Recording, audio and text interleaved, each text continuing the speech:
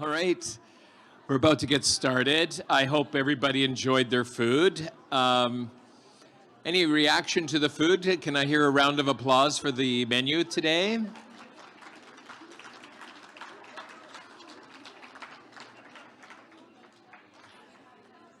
Thought it was quite good. In fact, I was talking to a friend of mine from the Philippines who cooks and teaches cooking, and we were talking about people who cook from their soul. And I do believe today, being that even it was a hotel menu, I actually found that it somewhat touched my soul.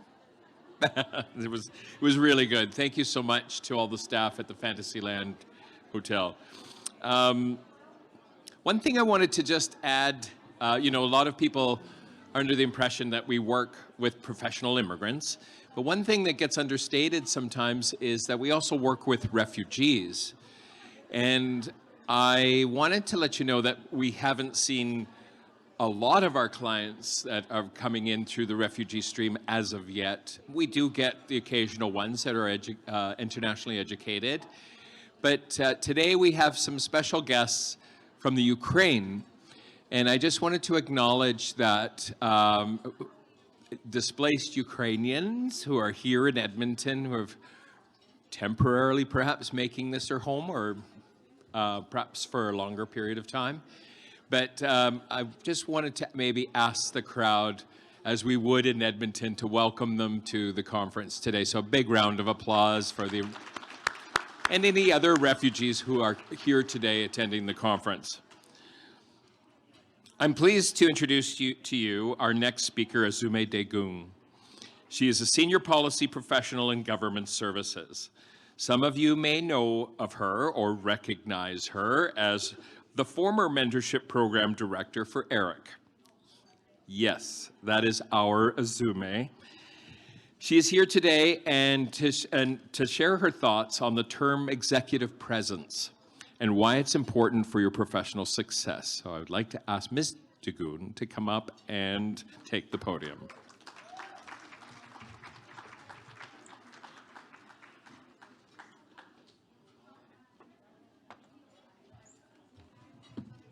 Hi, everyone.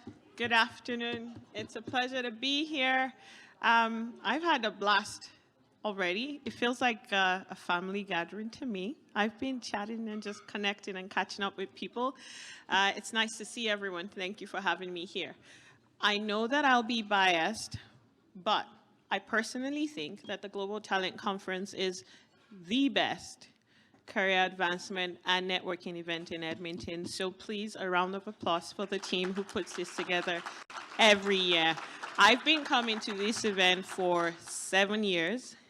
It's no wonder I keep coming back. So thank you. Appreciate the opportunity to be here again today. And for anyone who's here for the first time, my suggestion to you is that you make the most of your time here today. Connect with the speaker's messages with the intention to implement what you're learning. I promise you it makes a difference. 7 years ago, I was a newcomer in this room, and it's been 7 years and the story is different. And I know without a doubt that I cannot tell the story of my Canadian career journey without Eric in it. So thank you again. I appreciate the opportunity to be here. I don't have a lot of time assigned today, but in the little time that I have left, I'm going to talk to you about the term executive presence. Might be a term that you're familiar with, or maybe not, but we're going to go through very quickly with the agenda. On the next slide, we're going to talk about what executive presence is. Then we're going to talk about why you need executive presence for your career advancement, and then I'll share some tips as to how you can build your executive presence. On the next slide, executive presence is a term that's probably, I'd like to think that it came into existence in 2019 in the book, The Sponsor Effect. And there's so many ways to define executive presence, but I personally would lean towards the definition that says executive presence is the ability of a person to inspire confidence in 3 main ways. So the ability of a person to inspire confidence in the people that report to them, first off. that they are their leader and that they're a leader that they want to report to and that they trust. And then secondly, the ability to inspire confidence in your peers and colleagues that you're both reliable and capable. And thirdly, your ability to inspire confidence in senior leaders that you are actually ready and capable and you can take on bigger things. Now, executive presence is, I think, the idea is that you should be built in character to build perception. And what that means is that the way that people perceive you influences the way that, and if at all, they interact with you, how they interact with you, if they trust your work, if they trust you, and what they think about the quality of your work. So even though executive presence is tricky to define because it has components of both objectivity and subjectivity, executive presence it's easy to spot. It's hard to say what it is, but it's easy to spot it when you see it. And so if you're looking to advance your career, wanting to go from where you are, build and go to the next level, I think that executive presence is something that you should consider and think about yourself and say, how much of it do I portray? But the beautiful thing about executive presence is that it is a skill. Because it's a skill, you can learn it, you can build it, you can refine it. Not all of us have that innate ability. And when I think of it as a skill, I think of it as a skill versus being a talent. Personally, I've given up every hopes of ever being able to sing. I cannot sing to save my life. That's a talent I don't have, and it's okay. I'll figure out other things I can do. But then as a skill, executive presence is something that you can actually build. You can tell yourself, I want it, and I will get it. And so we're going to move into why you even need executive presence. In your career, executive presence will be a lot of reasons, in a lot of ways, actually. The opportunities that you have access to will depend on your executive presence. It is often said that the major decisions in your career will be made when you're not in the room. And that is true.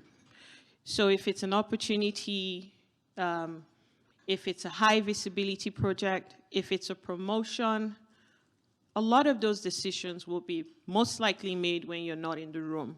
And the people who are making those decisions will be making them based upon their perception of your capabilities. And so the more significant the opportunity is, the higher up the ladder you want to go, the more important it is to build and portray executive presence. Now, fortunately or unfortunately, in some instances, first impressions are a big deal. And so if you're thinking of yourself and thinking of the long term of your career and where you want to go, you should be strategic with putting your best foot forward. You should be putting on your cloak of executive presence because people are watching. And people are drawing conclusions just from observing you. And so the why of executive presence for career advancement is that it makes a difference. It helps you. If people can see you as a leader, then it's easier for them to actually, in their head, they can picture you as a leader. It's easier for them to want to even have a conversation with you about leadership if they can see the telltale signs of someone with executive presence. Sometimes you might be the only woman in a room full of men, or you might be the youngest person in a room full of more experienced professionals. If that's ever the case, you want to be portraying the impression that you should not be underestimated and that you should be taken seriously.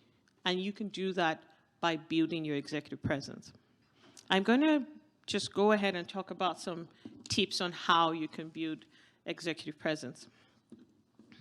The first thing that you want to do if you're working on building executive presence for yourself is you need to invest in yourself.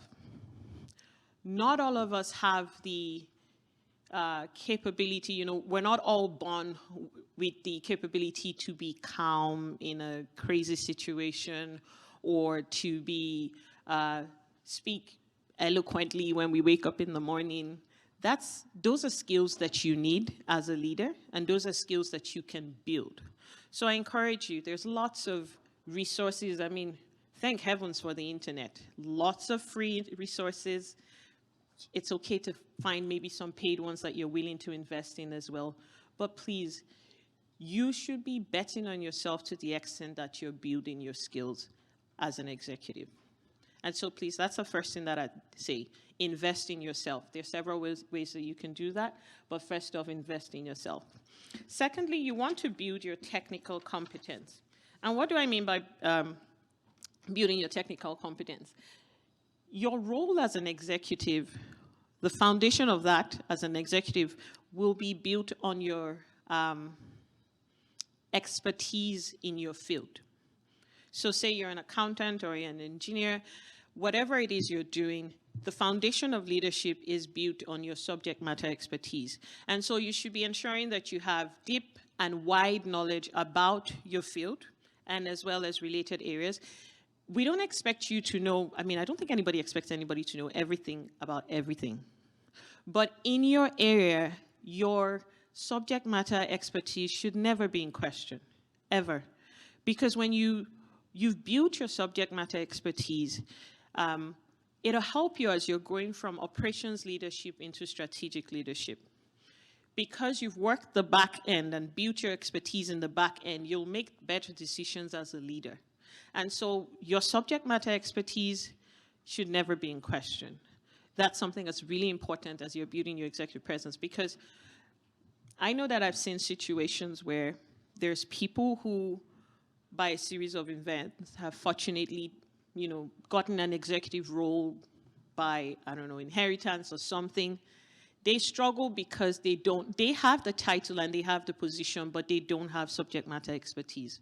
And to avoid those type of tricky situations, here and now, before you get into the role of an executive or being a leader, please build your subject matter expertise. Secondly, have a vision and then articulate it well.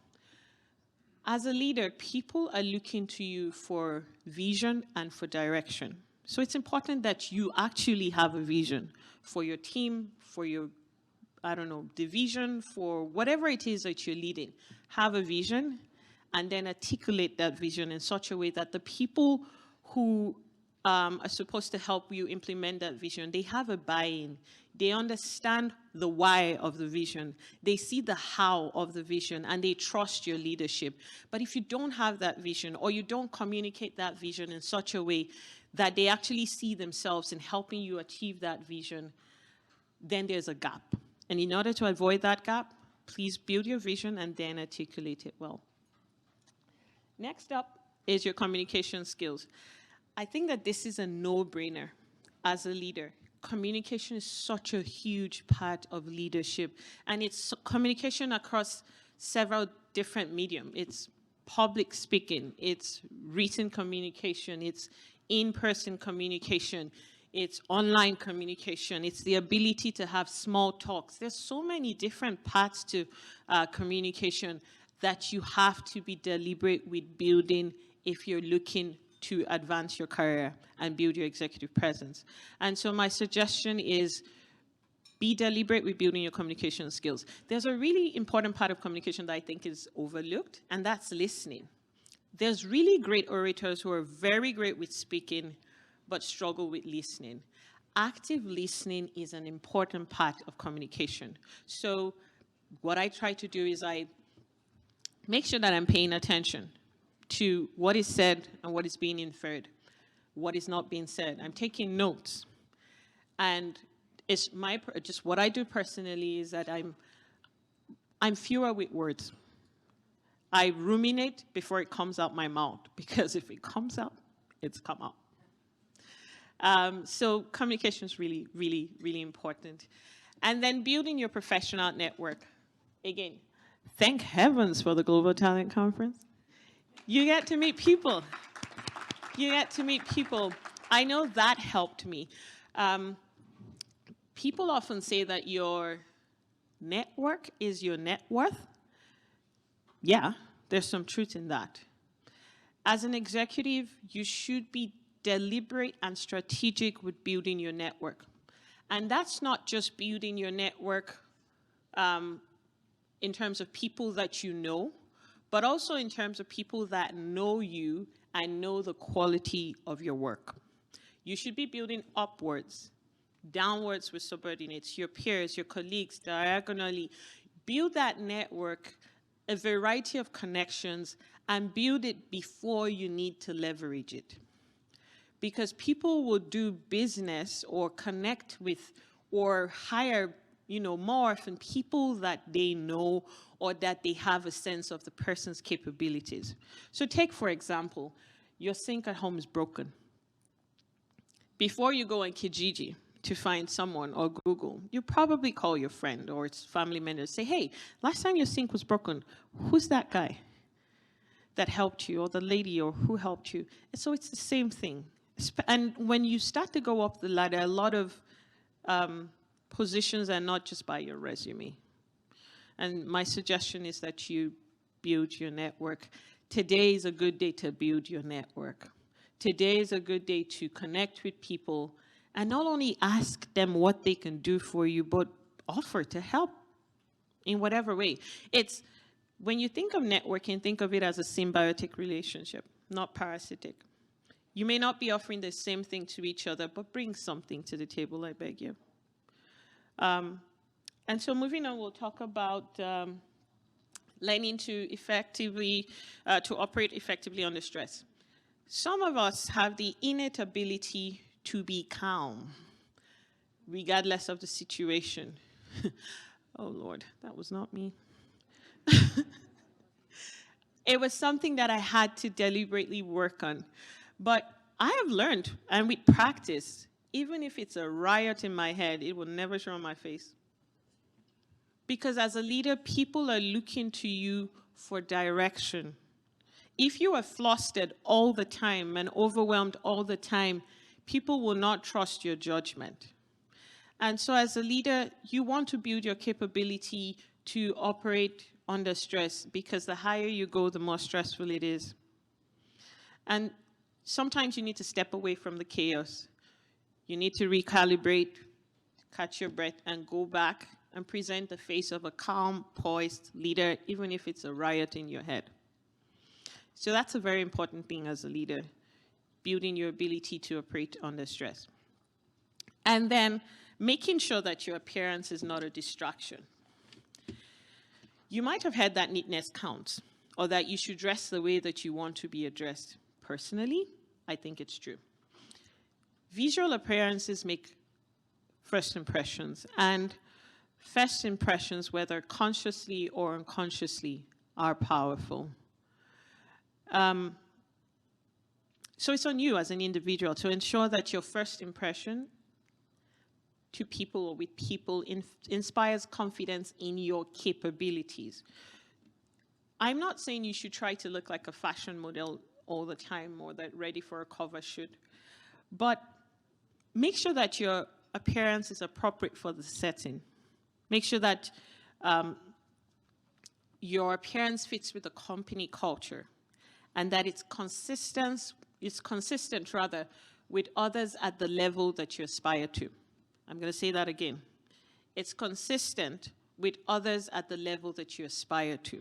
So when you look at the people that you want to be like, or the positions you want to ascend to, how do they look? Do you look like them? Again, I'm not in any way, shape, or form insinuating that you have to look like a model every day, all day. I do not wake up like this. But I will show up like this if I have to. I don't go to pick my kids from school looking like this. Don't bump into me at a school run. I'm in sweats, please. But as a leader in your professional space, please make sure that you pay attention to your clothing choices and your grooming. And make sure that there is nothing about your appearance that will distract from the impression that you're creating as a leader, or you should be creating as a leader. I don't have a lot of time today, so I tried to make my presentation short and sweet. We could have a much lengthier conversation. We could talk about several different aspects of executive presence, but I'm hoping that in this time I've left you with some food for thought. I've left you with something to think about as you plot your way up the corporate ladder, however that applies to you. Thank you for the opportunity to be here. It is always a pleasure to be here. I will be here next year. Thank you.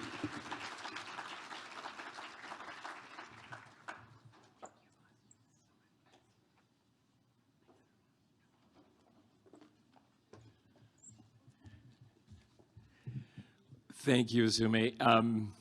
Now, this is a woman that came to work dressed in style and was, I'm not sure if any of you knew, but was a woman top 40 under 40, and was,